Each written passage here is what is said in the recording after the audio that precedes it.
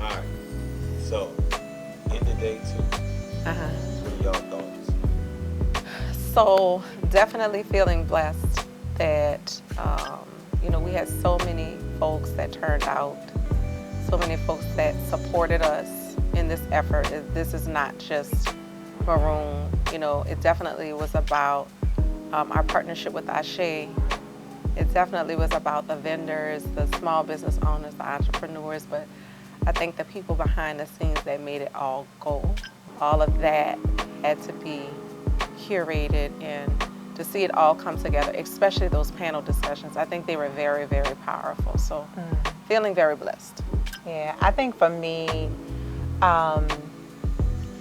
everything that we do is we try to not just create things for one-time purposes, right? We're trying to build systems. We're trying to build models. The work that we do every single day, whether it's with small businesses or with leaders, educators, all of those things, we have created something where, and this is the part that really, really feels good for me, when you see something like this marketplace, the black market, you know that it gives you some confirmation that you have your finger on the pulse.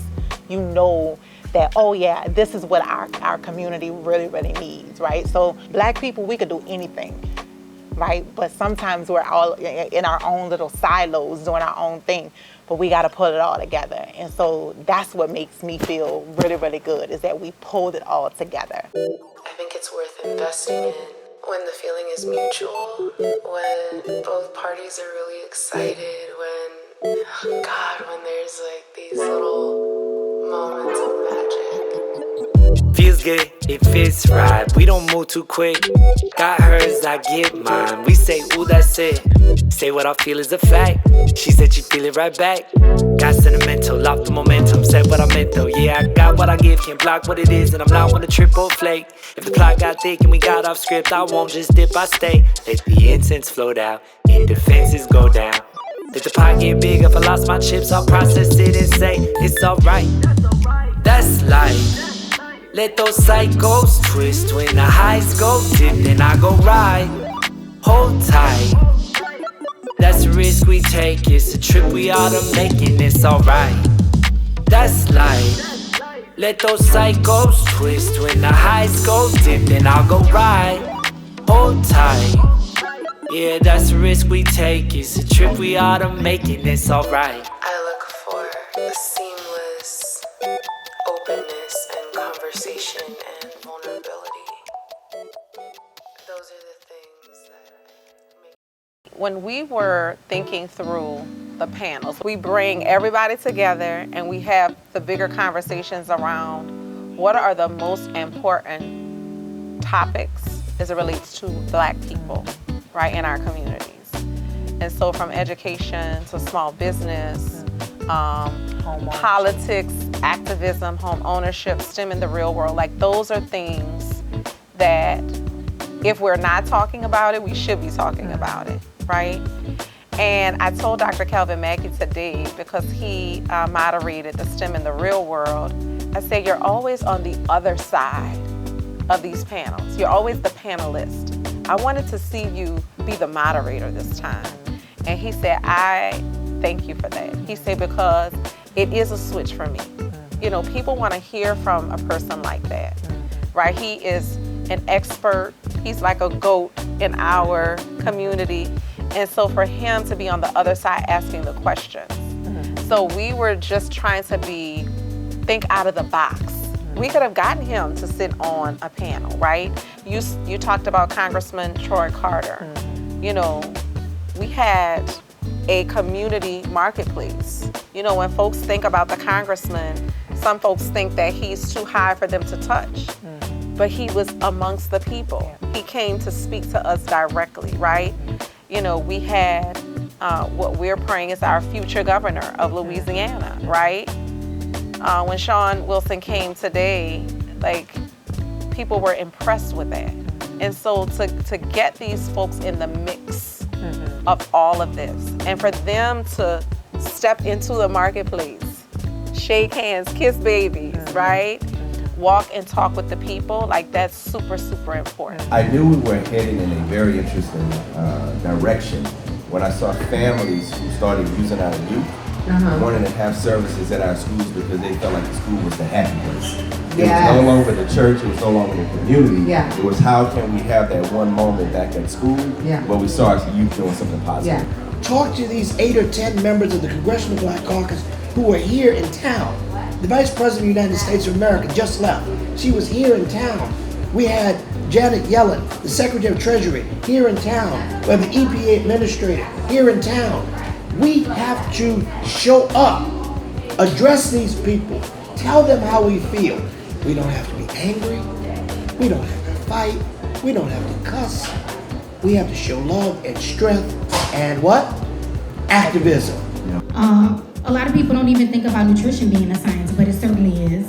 I taught nutrition for several years.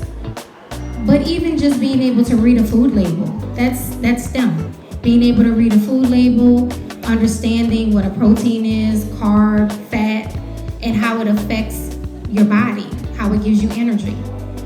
That's STEM in the real world. And to me, that is, and I don't understand why our school curriculums don't teach it, but that is fundamental in health. You have to know how to read a label, how proteins and carbs and fats work to keep you alive, right? Because that's how we survive. We have to eat to survive. So STEM in the real world, just one example, Dr. Mackey, is just understanding nutrition. I think also it's just the rich content for me, right? So we had these panels and everybody couldn't be in the panel, during that time, but we were able to get, the footage, the video, right?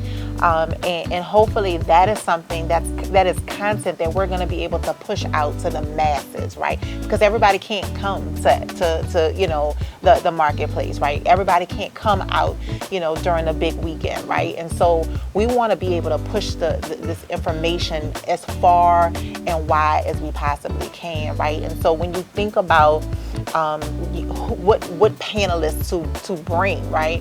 You want the best of the best, and that's what we had, right? We had the best of the best, and I think the support that we got, not just in people who were in the private sector, but the public sector, right? Nonprofit sector, right? Literally everybody said yes. And this is what I will do whatever we have to do to make it happen. And someone asked when we were being interviewed, Asali and I, like, why did you bring, Ashe along in this partnership? What better partner? I mean, they're 25 years in. They understand, again, to Jay's point, the pulse of the city. They understand it very well. And they're community-centered and community-minded. So are we. We just do it in two different kind of avenues, if you will. We're a small business. They're more community-centric, right? We're community-centric, but it is around something or things that are they're cultural. We're more small business support, education, leadership support. So it looks different. So bringing that together, like, it's been an amazing partnership. We're already thinking about next year. And the Ma'afa, right? Yeah. So, Ashe had Ma'afa this weekend. And so the brunch that they had was their kickoff to Ma'afa. And Ma'afa is really a celebration. It's an acknowledgement of our ancestors, right? And that, to start this thing off with that, right? And honoring and paying homage to our ancestors, that's something that we do every single day, whether it's in our building, whether it's in the community. We have to say, thank you to those that came behind us, right? Because we're preparing to be them for the future, right? And so that was really, really powerful that they started this off with Ma'afa. It was an amazing brunch. Yeah.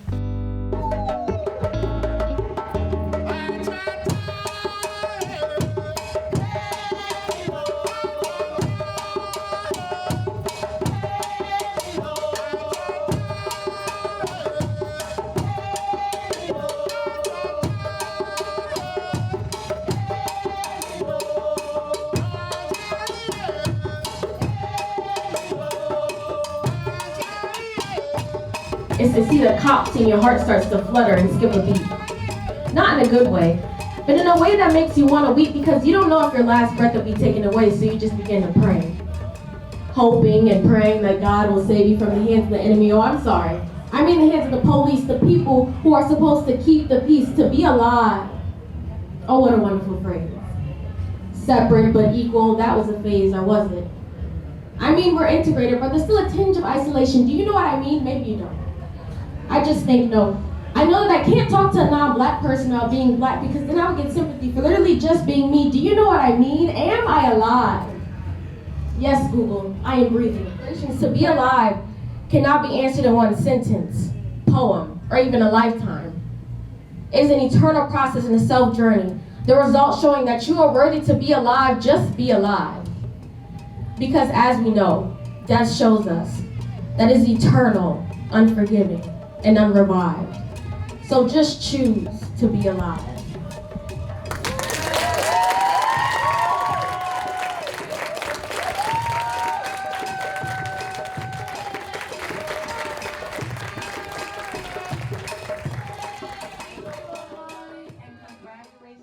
I said it before, when people get off the plane, they are looking for that authenticity, right? That's what we bring to the table in so many ways. But we bring all of the other things, all of the other elements in the market. We bring that too, right, as Black people. But I think the culture thing is a constant reminder that there's joy. Right? It's our joy. Yes. Listen, we live in a state where the poverty rate is probably 48 out of the 50 states in the nation, right? Our education, right, across the state is not the greatest, right?